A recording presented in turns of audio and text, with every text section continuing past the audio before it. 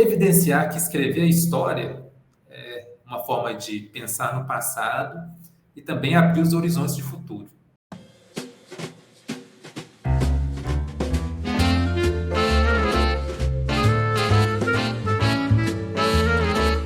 Olá, boa tarde. Esse é mais um episódio do projeto A História em 60 Minutos, um projeto que reúne entrevistas com professores e professoras de história que atuam nas universidades, em escolas, arquivos, museus, em diferentes espaços no Brasil. Esse é um projeto em parceria entre o Departamento de História do Centro de Ensino Superior do Seridó, da Universidade Federal do Rio Grande do Norte, com apoio também da Pró-Reitoria de Extensão, da UFRN, e também do Grupo de Trabalho de Teoria e História da Historiografia, da Ampul Brasil, e também da Sociedade Brasileira de Teoria e História da Historiografia, a SBTHH. Bom, no nosso programa de hoje, o convidado é o professor Breno Mendes, da Universidade Federal de Goiás, é professor do Departamento de História, professor do Programa de Pós-Graduação em História e do mestrado profissional em História da UFG, Universidade Federal de Goiás. Muito bem-vindo, boa tarde, Breno. Oi, Evandro, boa tarde a todas as pessoas que nos acompanham. É um grande prazer fazer parte desse projeto. Ok, eu que agradeço, uma honra também para nós do projeto receber você aqui hoje. Só queria reforçar também, antes de começar a colocar as perguntas para o nosso convidado de hoje, que os interessados no projeto sigam o projeto no seu perfil no Instagram, @60_história, 60 por extenso, _história, o nosso perfil oficial do projeto no Instagram, e também reforçar que, além da disponibilização dessas entrevistas no canal do Departamento de História e do Programa de Pós-Graduação em História, em simultâneo nos dois canais, todas as sextas-feiras às 17 horas, também disponibilizamos o formato podcast, ou seja, as entrevistas podem ser ouvidas no Spotify, na plataforma Spotify, só buscar o projeto lá, História em 60 Minutos, e são encontrados os áudios para serem ouvidos dessas gravações, reforçando que são entrevistas gravadas, portanto. Bom, vamos lá então. Primeira pergunta filosófica desse projeto, mas importante, acho, para a gente começar qualquer conversa que tenha a ver com uma reflexão sobre a história no século XXI, no ano de 2022, enfim. O que é a história? Se a gente pensar o século XXI, o que é a história nesse século, Breno? Bom, Evandro, essas questões aparentemente simples são as mais difíceis de responder e, por isso mesmo, as mais importantes. Na minha percepção, o primeiro passo para nós respondermos a essa pergunta é retomar uma distinção própria do campo da fenomenologia entre historicidade, história e historiografia, porque eu acredito que a sua pergunta se dirija mais especificamente ao plano da historiografia como disciplina. Mas me parece que essa distinção ela faz-se necessária. O primeiro nível é o nível da historicidade, que é o nível ontológico de nós como seres humanos, que somos seres históricos. Então, a historicidade ela remete à estrutura essencial do ser humano como um ser histórico e lançado na temporalidade. Ela é uma estrutura antropológica fundamental e, portanto, é algo que antecede as particularidades de cada época histórica e também das interpretações historiográficas. No segundo nível, eu diria que estaria a história. É o nível dos processos e dos acontecimentos. Tudo aquilo que acontece, inclusive na nossa vida pessoal. A história, enquanto processo, é o conjunto de eventos que caracteriza um povo ou mesmo a humanidade como um todo. E, num terceiro nível, eu colocaria a historiografia, que é a história como disciplina. Aqui a gente está no nível explicativo e interpretativo. É uma interpretação historiográfica de determinados fenômenos históricos. E é uma narrativa dos acontecimentos que ocorreram na história, e também a historiografia ela pode se desdobrar numa história dos modos como se escreveu a história ao longo do tempo, numa história da historiografia. Pois bem, Feita essa distinção, Evandro, eu responderia a sua pergunta assim, em termos bem heideggerianos e fazendo coro também à proposta do Valdir Araújo. Eu te diria que a historiografia é uma analítica da historicidade humana. Ou dizendo de maneira mais simples, né? A historiografia no século XXI, a história disciplina, ela não deve se descolar das demandas da história como processo, e eu vou tentar elencar algumas dessas demandas aqui, nem também se desvincular desse plano existencial, ou seja, uma analítica da historicidade. Isso significa que apenas a discussão sobre as condições de possibilidade de escrita da história me parecem insuficientes hoje para responder o que é a história, o que é a historiografia no século XXI. É necessário incorporarmos a nossa agenda de reflexões a dimensão existencial e ontológica, que eu tenho enfatizado aqui na minha resposta, e também a dimensão ético-política. Tá? E eu destacaria 3 questões que me parecem incontornáveis para nós, digamos assim, entendermos o que é história ou o que será a história, né, no século XXI, considerando que a gente ainda está aí nas primeiras décadas. A primeira questão é a relação entre natureza e cultura. Me parece incontornável, especialmente à luz dos debates sobre o antropoceno, os impactos disso na nossa experiência do tempo, a pandemia de Covid-19 me parece que colocou em evidência, né, que nós estamos diante de uma possibilidade iminente de catástrofe que pode colocar em xeque, inclusive, nossas condições de existência aqui na Terra. Bom, isso, me parece, Evandro, deveria nos conduzir, eu falei sobre a questão da dimensão ética, né, ético-política, eu acho que esse debate sobre antropoceno, ele deveria nos conduzir para uma reflexão ética sobre aquilo que um filósofo chamado Hans Jonas chamava de princípio da responsabilidade. Ou seja, esse princípio segundo a qual a sociedade deve se preocupar não só com o presente, mas com o futuro também, né? Nós não devemos sacrificar o futuro em nome do presente, né? Ou seja, precisamos ter em mente a ideia de responsabilidade. A história no século XXI me parece que precisa ser uma historiografia responsável para com o futuro. Então, a questão da natureza me parece incontornável, né? A relação entre natureza e cultura, uma primeira questão. O segundo grande desafio, Evandro, eu diria que é a questão da tecnologia, tá? O problema da técnica, da tecnologia. Acho que não será possível fazer história no século XXI sem uma reflexão mais acurada sobre a tecnologia, entendendo que a tecnologia não é uma simples ferramenta, não é um instrumento que nós usamos e continuamos os mesmos. Acho que é tempo de nós, né, como historiadores, desenvolvermos uma abordagem mais sistêmica, né? Entendemos a tecnologia como uma linguagem, né? Como algo que modifica a nossa visão de mundo. Ou seja, não é um simples instrumento que nós usamos para comunicar a pesquisa histórica. Ela estrutura, ela influencia a maneira como nós pensamos, como nós nos relacionamos com o tempo. Então, trata-se de mais do que um simples instrumento, né? Eu diria que a tecnologia é uma categoria antropológica, tá? Ela está inscrita no campo da ação humana, é uma prática para produzirmos sentido para a nossa existência. E a terceira e última questão, que me parece também incontornável, Evandro, é a relação da história com o público, ou a interface entre o conhecimento histórico e a sociedade. Afinal de contas, precisamos reconhecer que no nosso contexto, dessas primeiras décadas do século XXI, o conhecimento acadêmico não tem sido mobilizado para orientar a ação política. Os usos do passado têm acontecido por outras vias.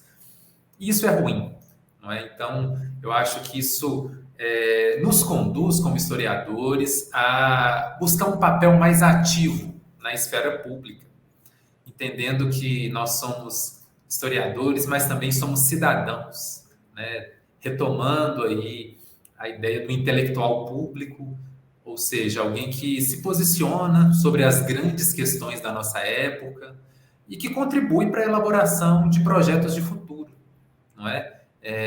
Nesses termos, eu acho que a história no século XXI, ela pode contribuir para que os cidadãos sejam pessoas melhores, não é? Eu acho que se eu pudesse resumir assim o que eu busco para a minha atividade como docente, como alguém que pesquisa na área de história, eu gostaria que quem lesse meus textos, assistisse minhas aulas, se tornasse uma pessoa melhor.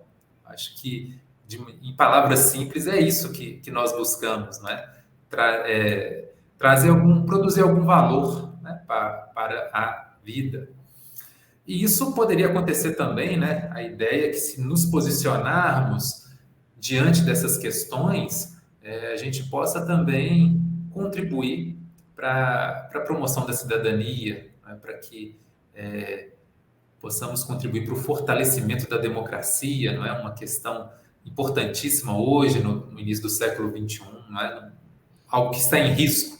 Ou seja, evidenciar que escrever a história uma forma de pensar no passado e também abrir os horizontes de futuro, criticando dessa forma a ideologia presentista ou atualista, né, que a tecnologia acaba reforçando, né, de uma ênfase excessiva no presente.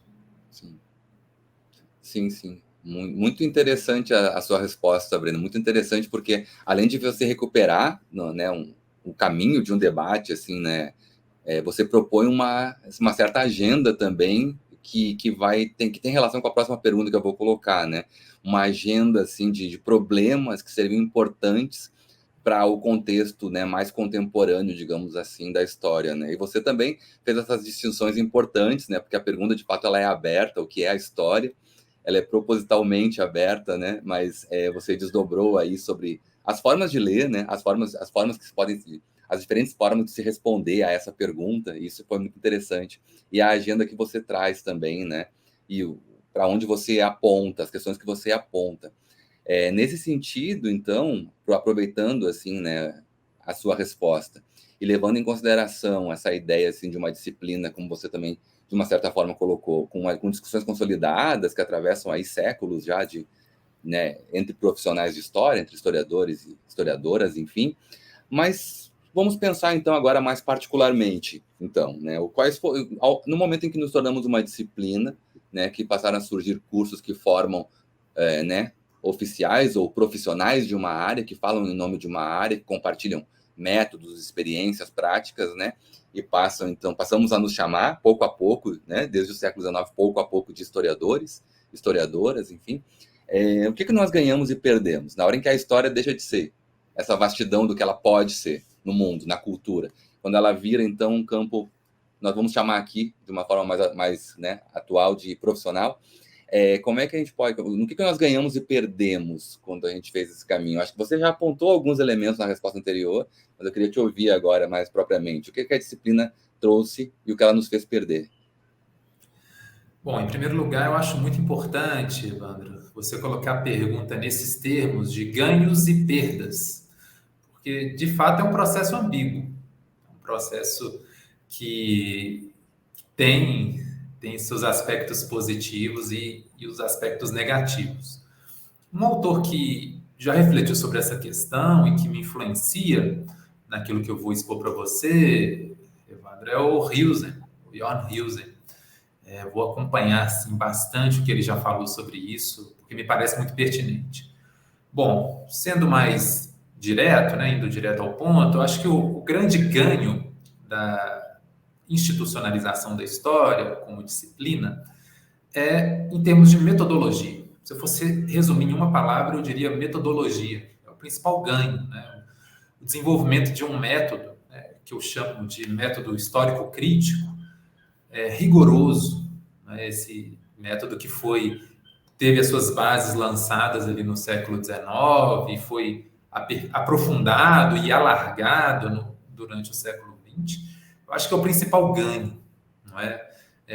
Que também nos trouxe, né, esse processo de disciplinarização da história, trouxe como ganho também autonomia de pensamento, né, justamente por causa de ter um método rigoroso, né, um método que traz um conhecimento relevante, e também a erudição acadêmica. Tá? Então, eu diria que metodologia, erudição e autonomia de pensamento. Ótimo, né? Não é pouca coisa, né, Evandro? Mas isso cobrou um alto preço, né? Porque justamente para desenvolver esses fatores mais internos, mais metodológicos, epistemológicos, a historiografia acabou, como eu estava dizendo antes, se esquecendo dessas questões mais existenciais, né, da historicidade, e também deixando em segundo plano a comunicação com um público mais amplo, não é? A gente se preocupou muito com a aprovação dos pares e deixou em segundo plano a comunicação com o público. E isso, né, nos leva às perdas, não é? Ou seja, perdemos aquilo que o Hilsen chama da dimensão didática da história, que não diz respeito apenas aos métodos de ensino, não é? Mas diz respeito fundamentalmente à relação da história com a vida prática. Ou seja, lembrar que a história nasce, vou usar aqui os termos do Hilsen, né, das carências de orientação das pessoas. Mas eu acrescentaria alguma coisa aqui no Hilsen, tá? Que me parece um autor muito racionalista. Eu acho que a gente perdeu também com o processo de disciplinarização, perdeu de vista a dimensão afetiva da história. A história, nossa relação com o passado, ela acontece também por essa via mais afetiva. E eu acho que isso acabou se perdendo ao longo do processo de disciplinarização. E hoje, claro, algumas pessoas propõem a retomada dessas questões, não é? E veja, é um processo ambíguo, né?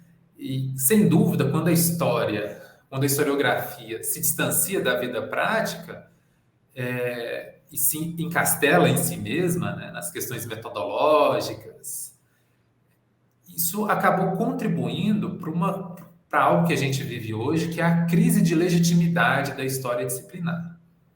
Ou seja, os historiadores se preocuparam tanto em agradar a sua própria comunidade que eles pararam de se comunicar com o público e o público parou de se importar também com aquilo que os historiadores dizem, né? Então, parece que existe um certo divórcio, né, entre o interesse social pelo passado, que não diminuiu, diga-se de passagem, né? As pessoas têm interesse pelo passado, mas não têm interesse necessariamente por um conhecimento especializado, acadêmico, sobre o passado.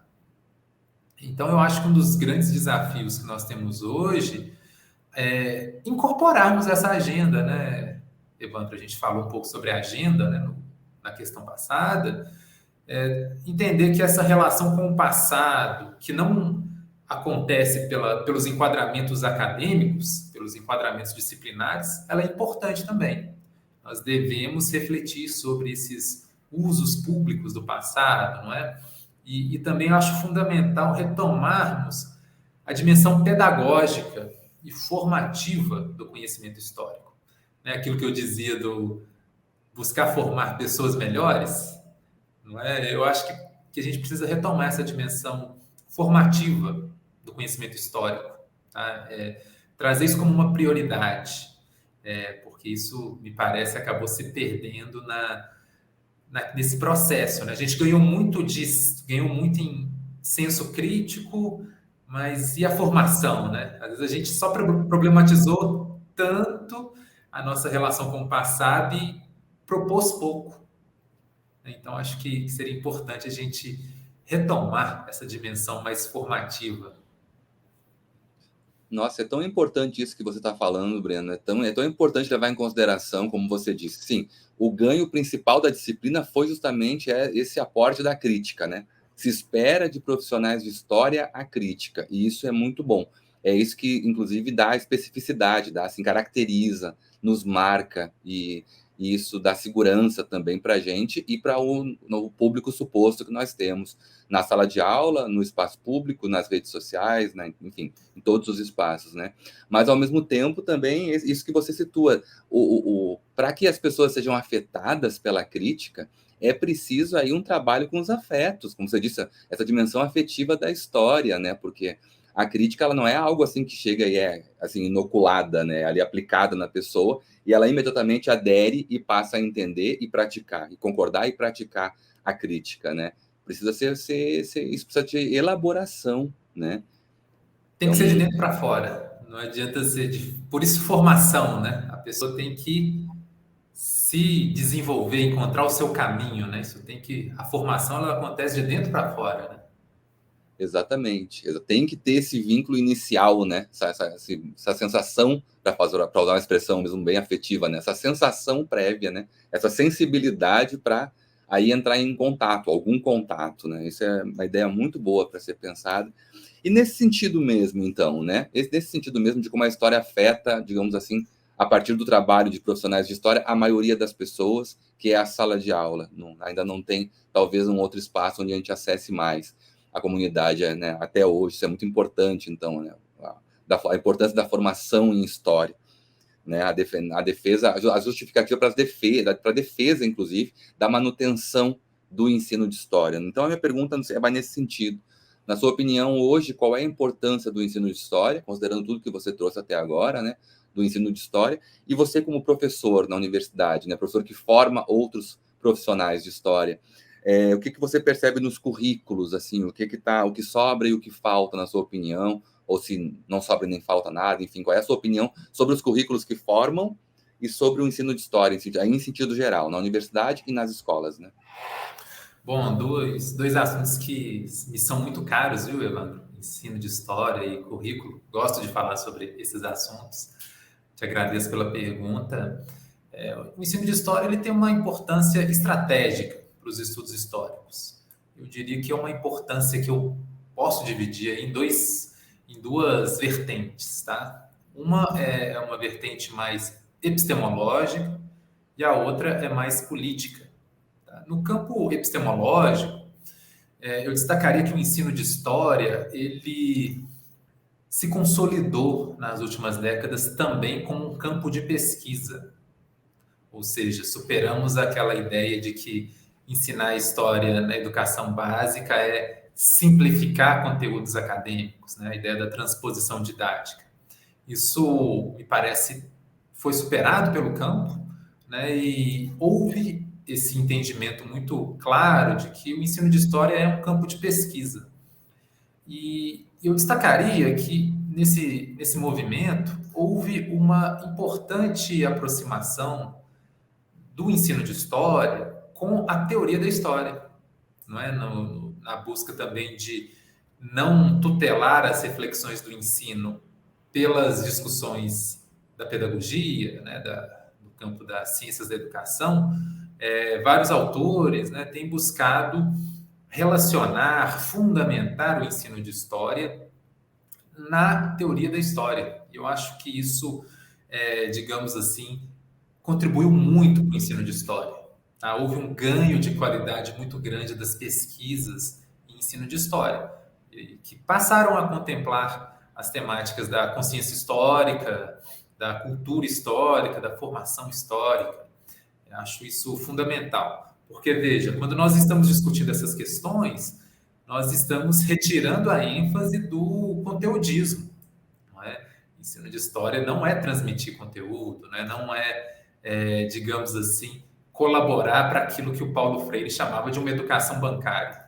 Não é? Quando o ensino de história se aproxima da teoria da história, ele se distancia do conteudismo dessa educação bancária.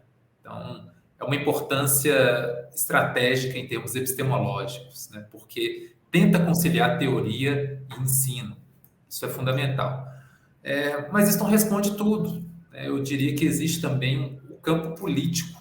O ensino de história, hoje, ele está na pauta, né, das discussões políticas. porque existe uma disputa sobre a legitimidade da história como disciplina escolar no currículo da educação básica. A implantação do novo ensino médio tem diminuído a carga horária da história como disciplina escolar e nós precisamos nos posicionar sobre isso. Não é? É uma questão fundamental. Eu diria também que no campo político, uma outra discussão importante do campo do ensino de história, que mostra como ele é um campo estratégico, são as acusações que o movimento Escola Sem Partido tem feito ao longo dos últimos anos de doutrinação ideológica. Não é? É uma discussão que ganhou espaço público, ela não é feita nos confortáveis muros da academia, ela é feita no espaço público e mostra como o ensino de história é estratégico. Não é? E nesse sentido, eu acho que nós precisamos nos posicionar também combatendo essas acusações, né, respondendo essas acusações, deixando claro que existem alguns compromissos éticos da docência em história. Então, eu gostaria de remeter aqui a um documento coletivo que está sendo discutido pela Associação Brasileira de Ensino de História, que tem justamente esse título, Compromissos Éticos da Docência em História. É um documento que busca resguardar os professores da educação básica e também do ensino superior e também avançar nessa discussão, né, que muitas vezes coloca os professores como inimigos da sociedade, inimigos da família, não é? Então veja que é uma questão das mais importantes, me parece, discutir essa dimensão política do ensino de história. Agora, sobre a segunda parte da sua pergunta, Evandro, a questão dos currículos, eu diria o seguinte, tem coisa que sobra e tem coisa que falta nos currículos dos cursos de graduação em História, tá? O que eu acho que sobra? Sobra a falta de articulação, a desarticulação entre teoria e prática. Eu diria que esse é um mal de origem que não foi resolvido, tá? Desde o início dos cursos universitários de História, lá nos anos 30, existe essa dicotomia entre teoria e prática, não é? Naquela época, os currículos ficaram conhecidos como modelo 3+1. Não é? Havia uma clara dicotomia entre os 3 anos da formação historiográfica e o ano suplementar da formação didática. Esse modelo foi muito discutido, criticado, mas eu acho que hoje a gente ainda tem pouca articulação entre as chamadas disciplinas de conteúdo, né, história antiga, medieval, moderna, contemporânea, Brasil colônia, Império, República, e as disciplinas teóricas e as disciplinas didáticas. Eu acho que esses 3 grandes grupos ainda estão desarticulados. E isso, volto a dizer, me remete a um certo mal de origem, tá? Essa falta de articulação entre teoria e prática. Me parece que falta também, eu falei o que sobra, né? Sobra essa desarticulação entre teoria e prática. E eu acho que falta, Evandro, uma organização curricular menos cronológica. Tá? Eu acho que nossos cursos de graduação em História ainda ficam presos, né, nessa organização cronológica dos conteúdos. Por que não abrirmos ainda mais espaço para uma organização temática, disciplinas mais temáticas? Tá? Nós, da história da historiografia, né, da teoria da história, falamos muito assim da influência da escola do Zanalli nos cursos universitários brasileiros, né? Missão francesa na USP, enfim. Mas um dos paradigmas da escola do Zanalli, na história-problema, parece que ela não ganhou muito espaço nos nossos currículos, né? Se a gente pegar as disciplinas, né, elas estão muito mais organizadas pela lógica da velha história política, né, do que por problemas. Então, acho que a gente não fez esse dever de casa, tá? Não aprendeu isso com a escola do Zanalli, não. O historiador Júlio Bentivoglio tem um texto muito interessante sobre isso lá no Café História, sobre currículos, nos cursos universitários, então quem quiser se aprofundar, acho que pode conferir. Muito boa a sua resposta, Breno. Nossa, eu teria muitas coisas aqui para colocar, porque eu achei realmente respostas pontuais e muito ricas para a gente pensar as questões do currículo, e eu escuto muito isso também em sala de aula com os alunos, essa questão dos problemas que envolvem essa formatação, assim, muito boa a sua resposta. Mas, bom, para a gente aproveitar mais aqui o nosso tempo, e eu quero te ouvir mais, na verdade, aqui nessa entrevista, eu vou colocar a próxima questão, que se articula também de uma certa forma com tudo que foi dito até agora, mas abre um caminho para uma outra discussão, que é a questão da profissionalização, do recente reconhecimento da profissão de historiador por parte do Estado, há menos de 2 anos atrás, né, depois de uma luta de muito tempo. Eu tenho perguntado por padrão essa pergunta, até para a gente fazer um pouco um mapeamento dos posicionamentos, das opiniões, né? E, claro, de acordo com um conjunto de reflexões que cada entrevistado traz, dados novos vão surgindo para a gente pensar essa questão, né? Que atinge principalmente, por exemplo, os cursos de bacharelado em História. Não apenas, claro que atinge, é uma questão que envolve o ensino, as licenciaturas, é evidente que sim, mercado, que é inclusive o nosso principal mercado de trabalho. Mas, para além disso, envolve também as questões dos projetos de cursos de bacharelado, envolve também a pós-graduação, com toda certeza, ou a ideia de um dia pensarmos políticas públicas, né, para esses novos mercados aí que envolvem, inclusive, o avanço da internet, como esse espaço também de trabalho e assim por diante, né? O mundo digital. Então, a pergunta vai nesse sentido. Qual é a sua opinião, assim, qual é o seu ponto de vista sobre essa conquista recente, assim, se você julga que foi uma conquista ou não, que também divergem as posições a respeito disso. Queria te ouvir um pouquinho nesse sentido. Para ser coerente com o que eu venho falando aqui, Evandro, sobre a dimensão existencial da historicidade, preciso dizer que, antes de ser um ofício, a história é uma formação, não é? Portanto, os historiadores e as historiadoras vão ser sempre historiadores, não importa qual seja a sua profissão. Se formaram historicamente, não é? Tem uma visão de mundo histórica, uma consciência histórica. Então, ser historiador é tanto uma profissão como uma forma de estar no mundo. E, antes de mais nada, eu acho que é uma forma de estar no mundo. Mas é também uma profissão, não é? E eu acho que o processo de regulamentação, ele é ambíguo, assim como a disciplinarização da história, ele é ambíguo, traz ganhos e perdas, tá?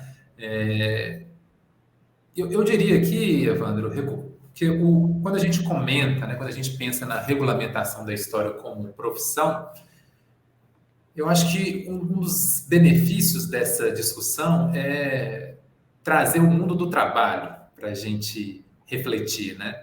Nós, historiadores, nem sempre pensamos no mundo do trabalho, em articular a história, né, a historiografia, com o mundo do trabalho.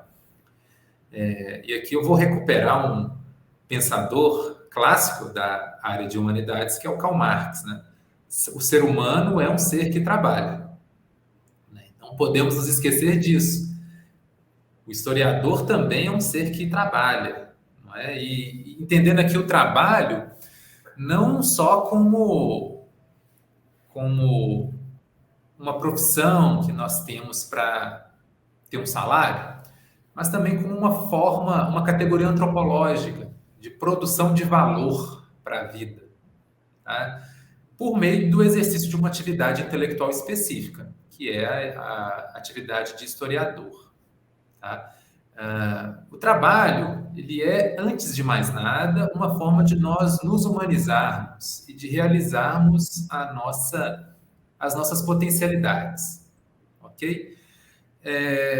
Indo mais direto ao ponto, né, depois de fazer essa reflexão um pouco mais filosófica, né, de como é importante pensarmos o mundo do trabalho para a formação histórica, do ponto de vista institucional e mesmo simbólico, a regulamentação é um marco muito importante. É uma luta histórica, né? A luta da regulamentação ela vem de muito tempo. e é uma batalha que foi capitaneada principalmente pela ANPU. Não é? Então, é preciso dizer isso, né, do papel importante que a ANPU teve nessa batalha histórica pela regulamentação da profissão aqui no Brasil. E, como se sabe, né, pelo menos em tese, regulamentar uma profissão é reconhecer o seu valor para a sociedade. E essa é a dimensão simbólica. Regulamentou, é um reconhecimento institucional de que essa profissão tem um valor para a sociedade. E um dos principais argumentos, né, dos defensores da profissionalização dos historiadores é que no Brasil, pelo menos desde a era Vargas, existe uma forte tendência de intervenção do Estado na economia, não é? E um alto grau de normatização das profissões. Então, estamos num contexto em que o Estado é protagonista na normatização das profissões, então não podemos ficar de fora. É um bom argumento. Porém, Evandro, e aí eu começo a abordar assim, o outro lado da moeda, tá? Nós vivemos um período após o golpe de 2016, vivemos um período de implantação de uma agenda econômica neoliberal. E essa agenda neoliberal tem como um de seus pilares justamente a desregulamentação das relações de trabalho, a flexibilização das relações de trabalho, que nós podemos comprovar com a reforma trabalhista do governo Temer e a reforma da Previdência aprovada no atual governo. E essas reformas, elas tentaram, digamos assim, entre aspas, modernizar as leis trabalhistas. Elas diziam que a legislação trabalhista no Brasil estava ultrapassada, que ela precisava ser atualizada. Mas que, na verdade, o que aconteceu foi uma grande precarização dos direitos trabalhistas e uma significativa diminuição do papel do Estado na organização das relações trabalhistas. Então, veja,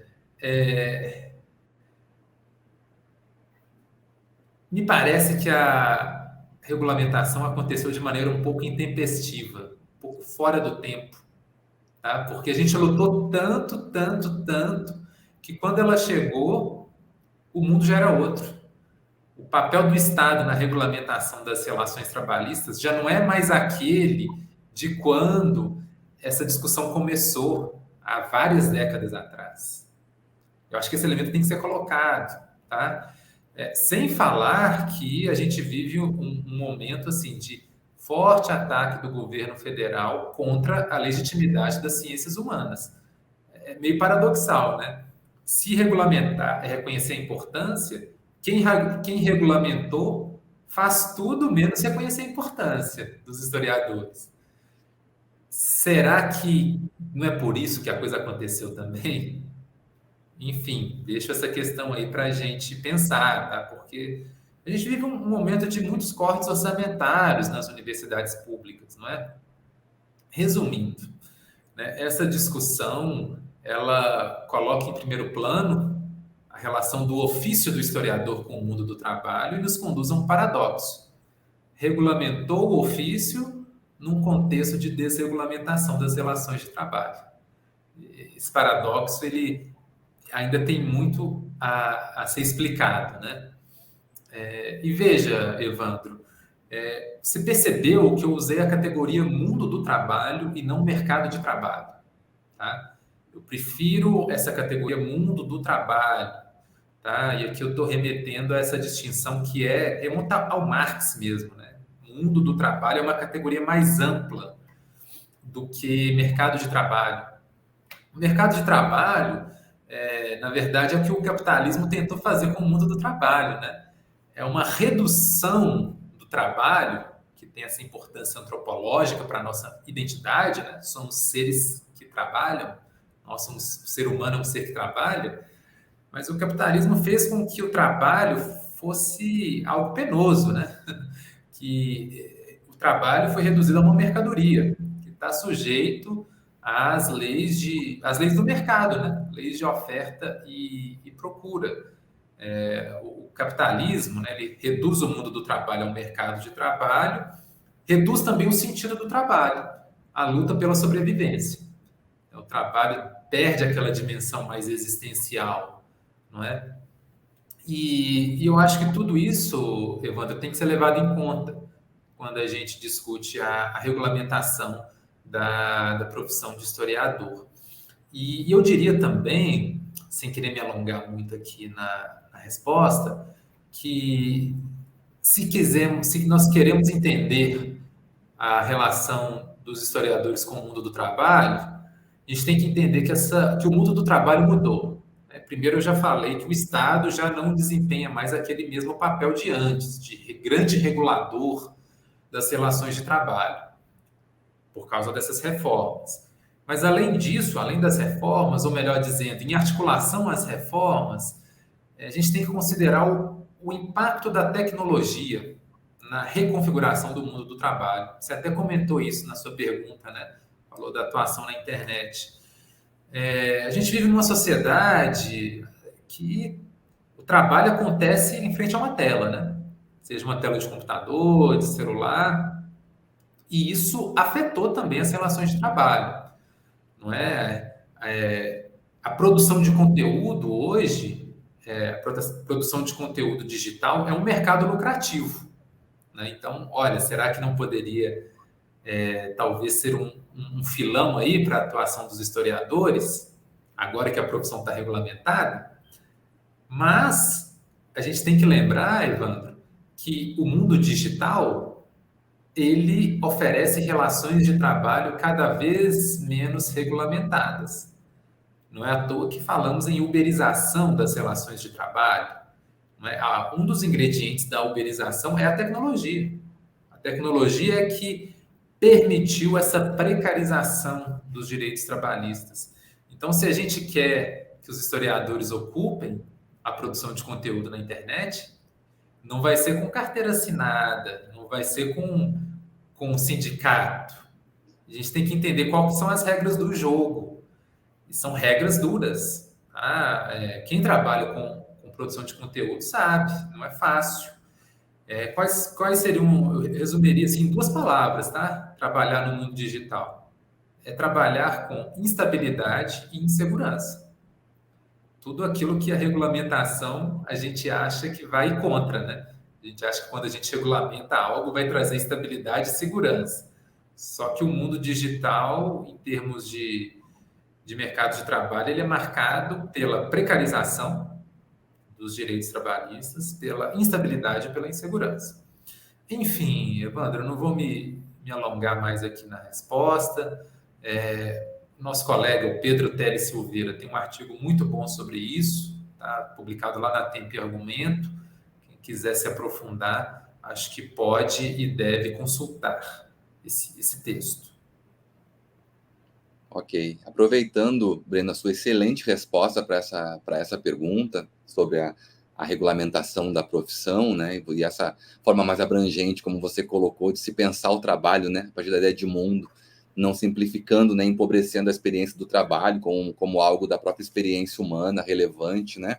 Eu me lembrei aqui, e isso tem a ver com a próxima pergunta, eu lembrei do Sigmund Freud, que, né, aí fundador da psicanálise lá na virada do século XIX para o século XX, e ele colocava também nesses termos, né, a ideia de que uma vida mais satisfatória estaria nas condições que cada um de nós teríamos de trabalhar e amar, para inclusive relacionar aqui a discussão sobre uma história preocupada com a dimensão dos afetos humanos, né? E o trabalho também, como esse outro dado colocado na vida, né?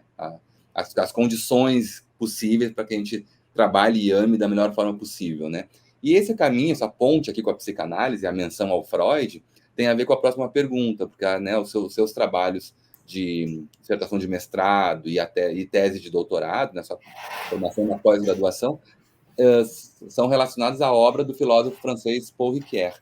E eu sei que na tese, principalmente, há uma discussão né, sobre a presença da psicanálise nessa discussão, que é um assunto que eu tenho particularmente muito interesse.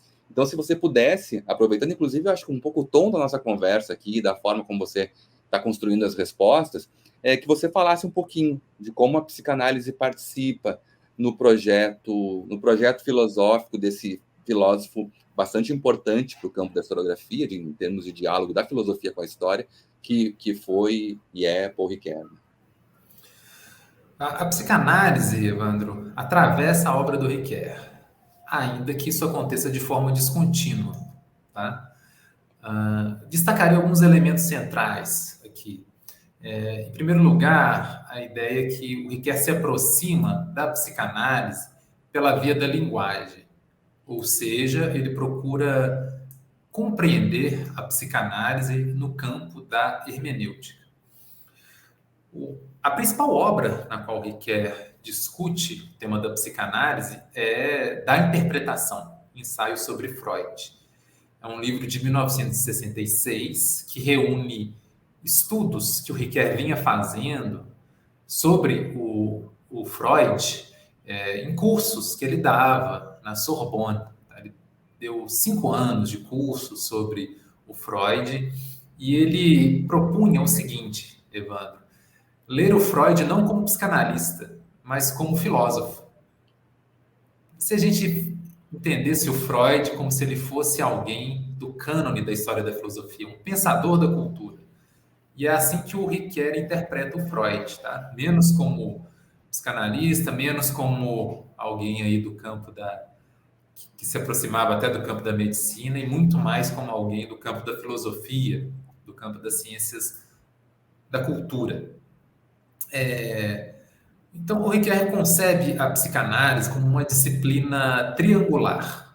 É uma disciplina que envolve um procedimento de investigação, um método de tratamento e uma teoria. Para o Ricoeur, a psicanálise é marcada por esses três componentes.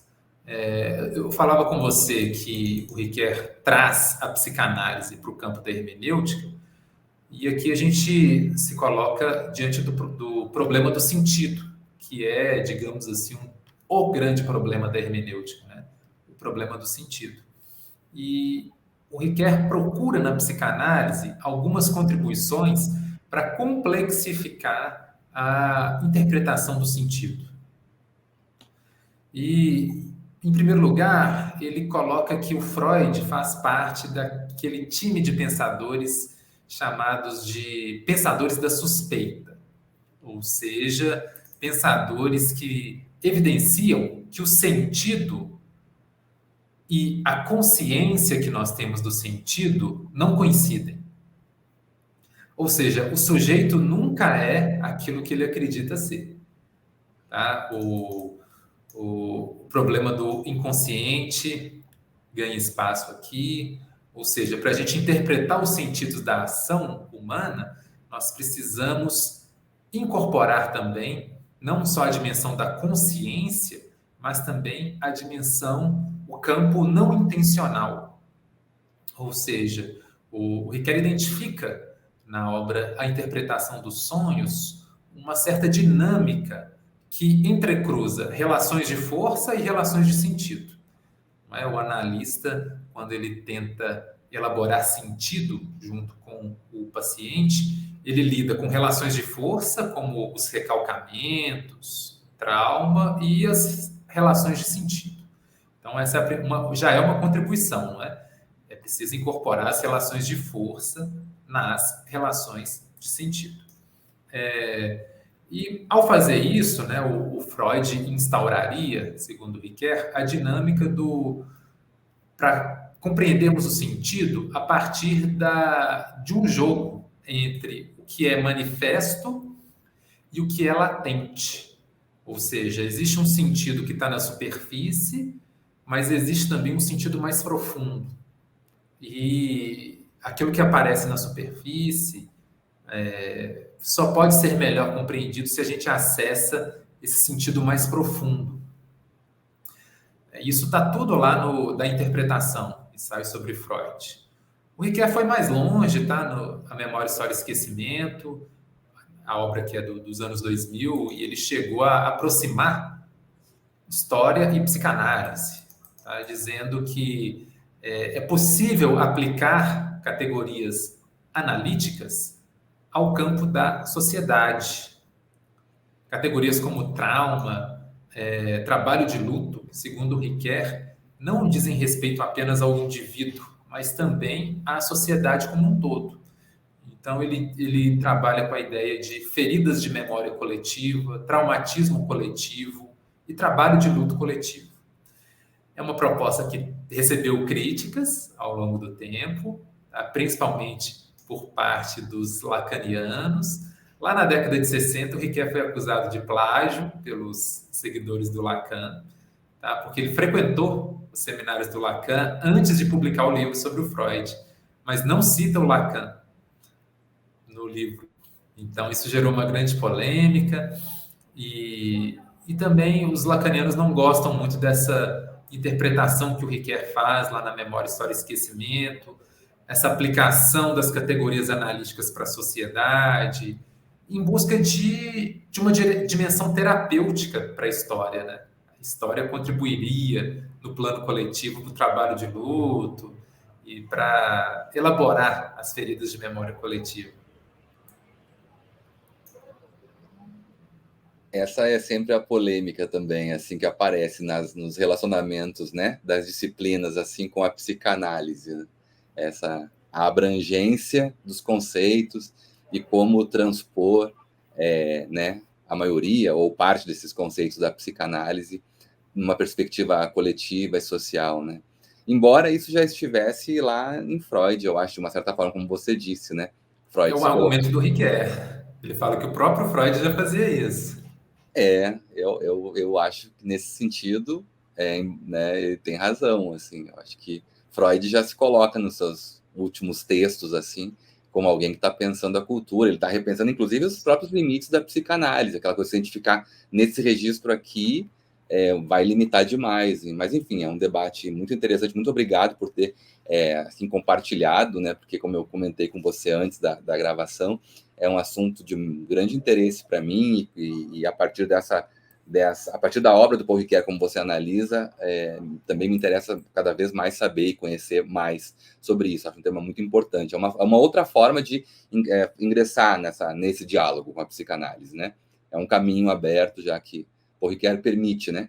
Pela natureza da sua obra, ele permite que a gente abra alguns caminhos. Isso, claro, isso sempre gera respostas negativas e críticas, o que é normal e muitas vezes positivo, mas também essa dimensão da abertura, essa condição de abertura, eu acho que é algo que faz a gente ganhar mais do que perder, propriamente.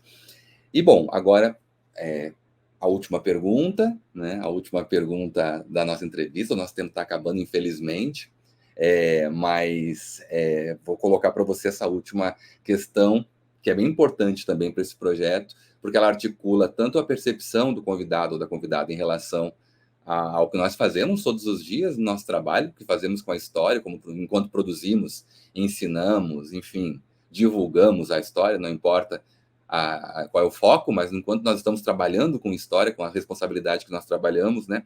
Como é que você percebe, então, que essa característica específica, que é o tempo histórico, né?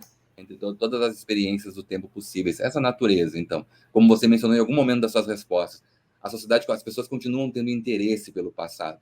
Elas veem séries históricas, elas jogam jogos históricos, elas leem romances históricos, elas têm um interesse, né? Não necessariamente por uma historiografia profissional, muitas vezes, mas elas têm um interesse pelo passado. Nós trabalhamos com isso de uma determinada forma. Existem outras formas, né? Artísticas ou mesmo disciplinares. Essa é a nossa forma. Então, na sua opinião, de que forma o tempo histórico, por hipótese pelo menos, faz parte hoje em dia da vida das pessoas e também como a história faz parte, esse tempo histórico afeta você intimamente, você, assim, como você colocou, não só como professor de história, como pesquisador da área, mas como cidadão, como sujeito histórico propriamente. A última questão me remete à primeira, tá, Evandro? O fim remete ao início. E me permita, né, eu sei que o nosso tempo está curto, me permita começar essa resposta com uma citação que eu separei, tá? Do Marrou, Henri Marrou. Ele diz o seguinte: o passado só pode ser conhecido se de alguma maneira tiver relação com a nossa existência. Pensando nisso, eu diria o seguinte: a própria temporalização do tempo histórico só pode acontecer porque ela está fundamentada na historicidade da existência humana, não é? O tempo histórico só existe porque nós, como seres humanos, somos seres temporais. Portanto, o tempo histórico está totalmente fundamentado na historicidade da nossa existência humana.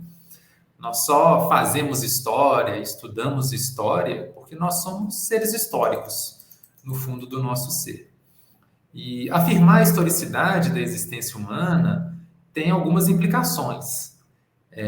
Primeiramente, mostrar que nós, como seres históricos, não temos uma característica que possa nos definir de maneira determinista, ou seja, a existência humana ela é dinâmica, não é? Ela nunca se manifesta como algo pronto e acabado.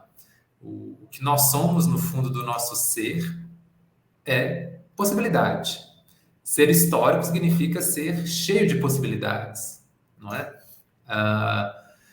Isso tudo mostra também, Evandro, que o passado e a história são mais do que um objeto de estudo que está fora da gente, não é? O passado e a história, eles são uma força existencial que nos constitui como nós somos e nos ajuda a compreender a nossa própria identidade. Assim, eu diria que o sentido da história para a vida é mostrar que a vida é histórica e carrega em si as possibilidades de elaboração de sentido. A própria vida, pelas suas características de historicidade, já aponta para a possibilidade de elaboração de sentido. Evidenciar o plano da historicidade também significa, Evandro, não é dizer que tudo tem sentido, não, tá? É mostrar que a existência humana ela é contraditória também, ela é paradoxal. Se o sentido da história para a vida é verdade, né? É uma pergunta importante, né? Eu falei que o sentido da história para a vida é mostrar que a vida é histórica, não é? Mas isso significa também mostrar que a falta de sentido faz parte da história, da nossa história e da história como um todo.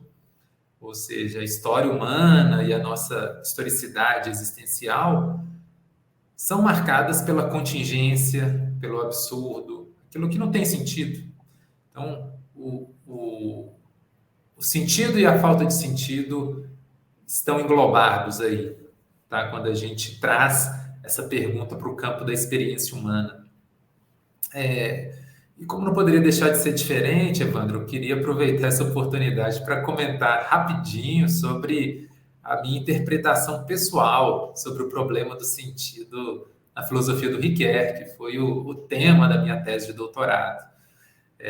Na tese, eu argumento que a compreensão da existência humana demanda a mediação dos significados que nós produzimos pela linguagem. Ou seja, a gente só entende a existência mobilizando a linguagem. Mas a linguagem, os significados que a gente produz na linguagem, só tem relevância se eles apontam, se eles reconfiguram, se eles orientam a nossa experiência humana. Então, veja aí que eu acredito que para entendermos o sentido da história para a nossa vida, nós precisamos considerar a história como processo e a história como narrativa, não é? Pegando a polissemia do conceito de história, que o Koselleck já demonstrava, não é? A história é algo do plano ontológico, do plano dos acontecimentos, mas é também algo do plano da linguagem, não é? Então, acho que para entendermos o sentido da história para a vida, precisamos mediar o plano da existência e o plano da linguagem, compreendendo que isso não desemboca numa síntese final, num saber absoluto. Não. A mediação entre o sentido da existência e o significado da linguagem sempre acontece numa dialética imperfeita, numa uma dialética sem fim, fragmentada, não é, sobre o signo do inacabamento, porque a pergunta sobre o sentido, ela nunca é respondida de maneira definitiva, não é? Ela é sempre recolocada, não é? E o sentido dela é a própria busca da resposta. Muito bom, eu gostei porque na resposta você, a partir da sua obra, e aí você toda a discussão do que envolve o atravessamento da história pela vida, foi um pouco que nós falamos aqui hoje, né? Apareceu, né? E você deu uma resposta que ao mesmo tempo, que a partir do trabalho se coloca a dimensão mais íntima e pessoal de como você entende, né? Essa ideia do inacabamento, da perseguição, inclusive coloca a história numa dimensão do desejo, né? Conceito que a psicanálise discute muito, né? Que também é sempre inacabado, sempre reelaborado, e para algo que é preciso trabalho também, né? O trabalho em torno do desejo e uma elaboração sobre ele, né? E também para amarrar assim um pouco, né? Tudo que foi dito aqui, uma responsabilidade em relação, né? Uma certa ética do desejo, para falar como os psicanalistas falam, né? Uma ética do desejo que depois dessa entrevista fica bastante evidente para mim, com tudo que você trouxe, falou, tem muito a ver com uma ética da história. É possível pensar, não é um absurdo pensar as relações da história com a psicanálise, Breno. Muito obrigado pela entrevista, foi excelente, muito obrigado mesmo. Evandro, muito obrigado por me colocar essas questões difíceis e fundamentais para o nosso ofício. Evidentemente, eu só resumi aqui, né? Todas essas perguntas, a gente poderia desenvolver muito mais, não é? Mas eu desejo muito sucesso ao seu projeto, fico à disposição para novas parcerias, tá bom? Ok, muito obrigado. Também espero que a gente possa se encontrar em outros momentos para continuar essa conversa. E, bom, eu quero só, então, reforçar, né, quem acompanhou a entrevista, que curta, compartilhe, né? Esse é um pedido importante, porque faz com que as entrevistas cheguem em mais colegas, mais interessados, no público em geral, enfim, o público que circula de alguma forma pelo YouTube e acaba chegando nos nossos canais institucionais, então isso é muito importante também. Muito obrigado quem ficou com a gente, quem acompanhou mais essa entrevista, e nós voltamos na próxima sexta-feira, às 17 horas, com mais um programa, tá ok? Muito obrigado, boa tarde e até a próxima.